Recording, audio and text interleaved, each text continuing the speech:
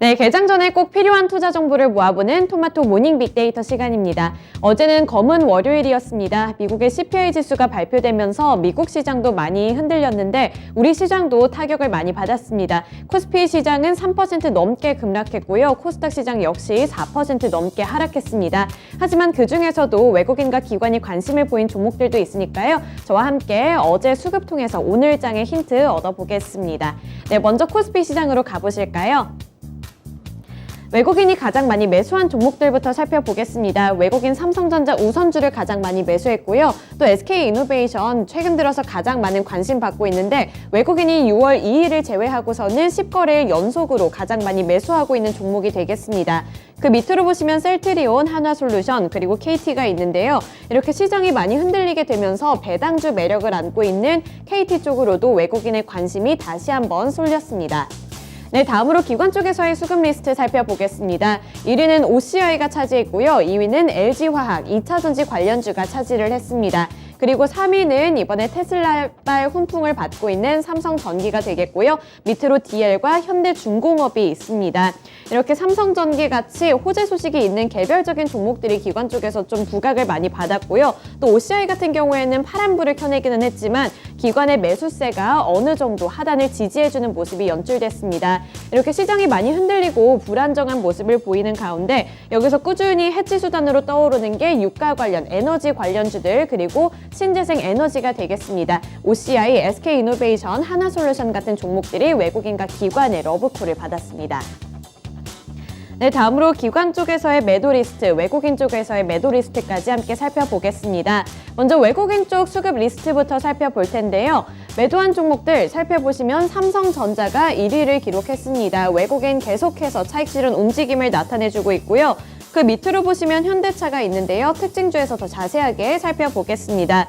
그리고 SK하이닉스도 있는데 이렇게 반도체 투톱이 지속적으로 약세 흐름을 나타내고 있는 모습이고요. 카카오 그룹주들도 어제도 약세 흐름을 지속했습니다. 카카오뱅크와 카카오페이에서 모두 차익 실현 움직임이 나타났습니다.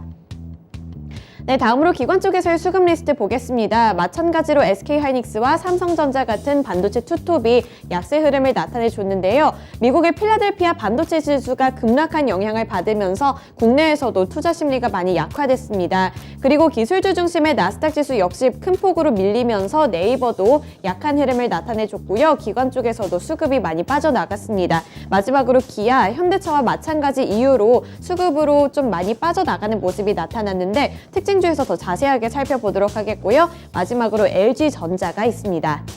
코스피 시장에서의 특징주 살펴보시죠. 현대차와 기아가 되겠습니다. 이번에 고물가 부담을 안게 됐고요. 또 화물연대 파업 여파로 인해서 투자 심리가 약화됐다는 분석이 나왔습니다. 이 고물가가 지속됨에 따라 이 수급적인 차질을 빚고 있는 것으로 분석이 되고요. 또 화물연대 파업 여파에 투자 심리가 약화됐습니다. 파업으로 인해서 부품 수급에 차질이 생기게 되면서 생산 라인에까지 차질이 생겼고요. 생산 라인의 가동과 중단이 반복됨에 따라 투자 심리 역시 약화되는 모습이 나타났습니다. 네, 다음으로 코스닥 시장으로 넘어가 보겠습니다. 먼저 외국인과 기관이 가장 많이 매수한 종목들부터 살펴볼 텐데요. 외국인은 LNF 가장 많이 매수했습니다. 2차 전지 소재 관련해서 외국인 쪽에서는 LNF를 향한 관심을 꾸준히 지속하고 있고요.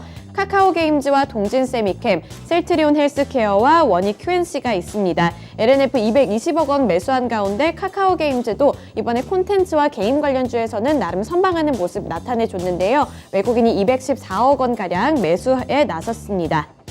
네, 다음으로 기관 쪽에서의 수급 리스트 살펴보시면 2차전지 소재 관련해서 에코프롬이 되겠고요. PNT와 아프리카TV, 네오위즈와 오스템 임플란트가 있습니다. 이렇게 에코프로비엠과 PNT 같이 2차전지 관련주들은 어제 시장에서 흔들림이 좀 덜한 모습을 나타냈는데요. 또 아프리카TV 같은 경우에는 최근에 유명 프로게이머 페이커와의 단독 계약 체결 소식을 전해오면서 기관 쪽에서도 꾸준히 매수세를 지속하는 모습이 나타났습니다. 그리고 오스템 임플란트 관련주에서 주목을 받았는데 특징주 통해서 더 자세하게 설명해 드리겠습니다. 네, 다음으로 매도 리스트로 넘어가 보겠습니다. 외국인은 대조전자 재료를 가장 많이 매도했고요. 그 밑으로 노터스가 자리를 차지했습니다. 그리고 위메이드와 넥슨 게임즈, 아프리카 TV 같은 이런 콘텐츠 그리고 게임 관련주들이 줄줄이 수급이 빠져나가는 모습을 연출했는데요. 성장주들이 이렇게 금리 인상 여파 그리고 경제 불확실성에 대한 불안감을 안게 되면서 외국인이 매도 물량을 출회했습니다. 네, 다음으로 기관 보실까요? 카카오 게임즈 가장 많이 팔았습니다. 외국인과 좀 다른 양상을 보였고요. 역시 마찬가지로 게임주들 타격을 받았습니다. 넥슨 게임즈 기관이 두 번째로 많이 판 종목이 되겠습니다. 밑으로 동진 세미캠과 디오 그리고 천보가 있는데요. 디오 같은 경우에는 미국 시장에 대한 기대감을 받고 있었는데 임플란트 관련주에서 좀 오스템 임플란트랑은 좀 다른 양상을 보였습니다. 그리고 2차 전지 관련해서 천보도 외국인의 매도 물량이 출회됐습니다. 네, 넘어가서 코스닥 시장에서의 특징주 살펴보겠습니다. 오스템 임플란트가 되겠는데요. KB자산운용이 오스템 임플란트의 3대 주주로 등극했다고 합니다. 펀더멘탈적인 문제가 없다는 평가를 받게 되면서 오스템 임플란트를 향한 투자 심리가 조금씩 개선되고 있는 모습인데요. KB자산운용이 지난 10일 오스템 임플란트의 주식을 약 72만 주가량을 매입했다는 소식을 전해왔습니다. 이번 매수에 관여한 KB자산운용 관계자는 물론 최근에 현금이 사라지는 등 기업 가치에 부정적인 일들이 있었지만 펀더멘털적인 문제는 없었다고 평가를 내렸는데요. 이어서 현금이 약 1천억 원 훼손이 됐더라도 실제 가치의 5% 수준이라면서 오히려 강도 높은 감사를 받아 재발 가능성은 없다는 긍정적인 분석까지 함께 제기를 했습니다. 또 중국과 유럽 지역에서 균형 잡힌 매출이 나오고 있다며 리오프닝 강화로 인해 현지 대면 마케팅 강화와 함께 성장세까지 기대가 된다는 분석이 나왔고요. 이에 따라 오스템 임플란트 기대감을 받는 모습이었습니다. 네, 마지막으로 오늘 주요 일정까지 살펴보시죠.